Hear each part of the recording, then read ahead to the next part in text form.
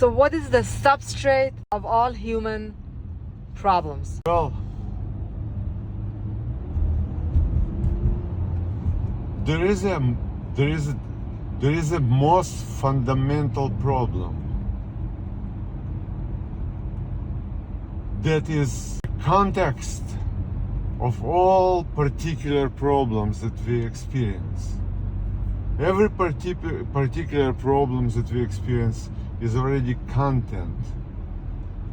The fundamental problem, substrate of all problems, is the context, right? Mm-hmm. So, and look at it very close. What is the space? What is the space in which we live our lives in? It is our language. And language consists of words. And words are just representations of our experiences. So our language is a conceptual space, semantic space, which is not adequate to reality in any shape or form. And this distinction must be made. So our language is the language of human condition. It's not the language which possibly can capture the complexity of life. It's not the language which can relate to life in all of its manifestations, right? So it's not the language of consciousness. No, so that's the point. It's not the language of consciousness. It's a language of human consciousness. It's the language of human condition. Mm-hmm. It's our invention, right? Our invention, because we are artificially separated from reality, artificially walled from reality from the time we lived in caves until now.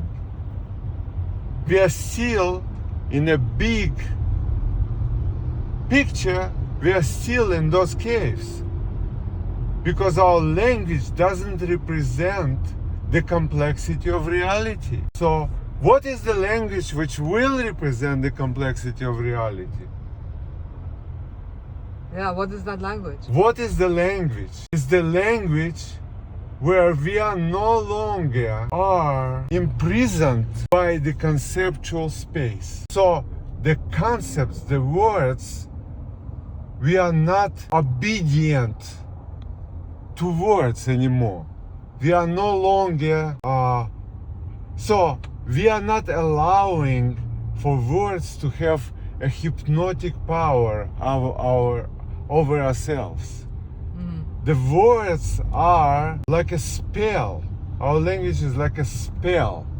So we need to get out of that spell. So outside of that spell, there is a natural language of existence. Natural language of existence is in which we still can use the same words. Of course, we will enrich our language tremendously also immediately, but it's not the words that are the problem, but our relationship with words, our obedient, subservient relationships with the words. So instead of using words, words use us. Yes, exactly. You did it. You said it. Yeah, our language uses us, and we don't notice that.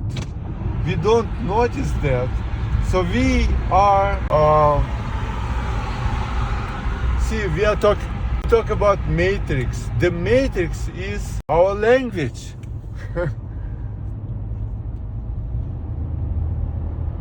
And if we take it serious that this language actually we believe, right?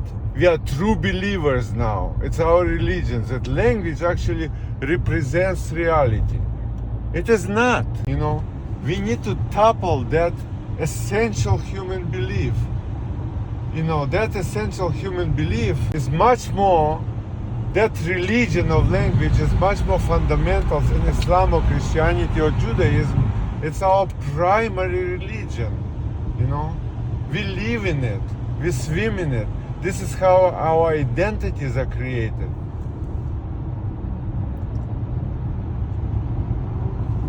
So our identity is deeply connected to our ability to distinguish between the utility of language versus how language consumes us emotionally and cognitively. yes, absolutely. It's our relationship with language must change, must transform, we must transcend our language, right? Our languages right now only exists, you know, it covers only functional territory, and it functions very poorly. So we get in this language all conflicts are possible, wars and violence, interpretations, and like what's possible is like I know something, you know, I really know. That's our religion. I know, but we don't. You see, so we don't have relationship with life like Socrates. Like, I know that I don't know. So, yes, so out of that arrogance, we developed that functional conceptual language which only can go that far. It will not, in the space of that language, we will not be able to realize our full potential at all. So our exploration must go in the direction of exploring what is language, the space of language. It's much more important than to explore space exploration, right? We are so much into space exploration. Yeah, we haven't even started to explore human nature. Yeah, well, we will never know. In the big scheme of things, we haven't really got to, you know, the tip of the iceberg in that regard, and yet we're going deep into space.